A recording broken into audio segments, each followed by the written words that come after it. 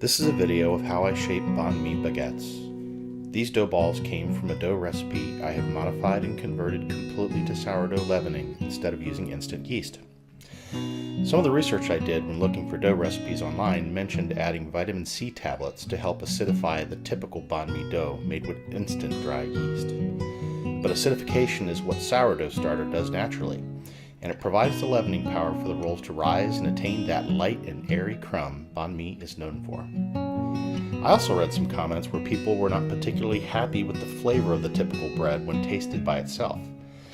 This usually goes without notice because Bahn Mi are stuffed with so many vibrant and tasty flavors when made into a sandwich, and it has such a nice crispy crust you don't really care. But being a sourdough fanatic with a 25-year-old homegrown starter that needs regular use taught me that it adds amazing flavor to a bread. So to amp that up a bit, I decided to add about 10% rye flour for more complexity to the flavor profile and 10% rice flour to help lighten the dough. Neither is necessary though if you don't have them. The sourdough works enough magic with regular bread flour by itself. The total workflow is about 4 to 5 hour timeline depending on your kitchen and proofing temperatures, but this is mostly waiting for the sourdough to do its work. The process starts with feeding your starter by doubling in the morning or evening and wait until it's fully activated in the evening or morning respectively. If your starter doesn't float when you drop a small spoonful in a glass of room temperature water, then feed it again and wait until next morning, evening cycle. If using a KitchenAid mixer, use the paddle attachment and mix the starter with everything but the salt just until it comes together into a single dough ball. Then rest it for 30 minutes, called autolyse. Add the salt and using the dough hook, knead until gluten is firming and structured, about 5 to 6 minutes in the mixer. Of course, you can mix and knead by hand if you work it long enough to develop the gluten structure.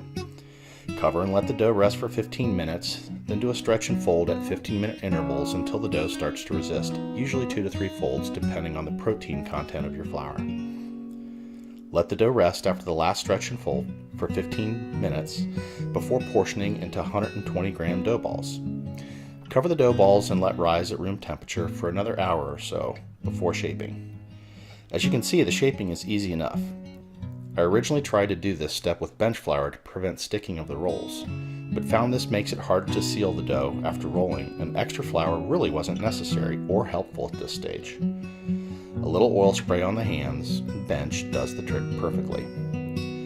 After shaping, you can either retard the dough overnight in the refrigerator before proofing, or you can cover the rolls and immediately put into the oven with the light on, and a bowl of warm water in the bottom for maybe 2 or 3 hours until they look ready to bake.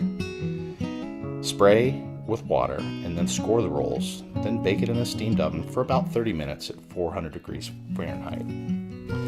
If you like a really brown crust, you can add a little bit of sugar, maybe about 1% to the overall dough, and that'll help it brown up a little bit in the oven. But I actually like kind of a light color on the outside. The crust is just as crispy and it tastes sensational.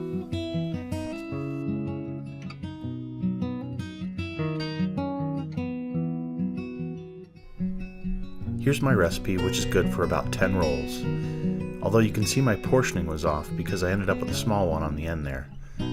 I'll use a scale to weigh them for better accuracy next time. I was shooting for about 1,200 grams of dough to make 120 gram dough balls. Since they lose about 15% or so of weight while baking and cooling, they end up right around 100 grams, which is a perfect size for a sandwich.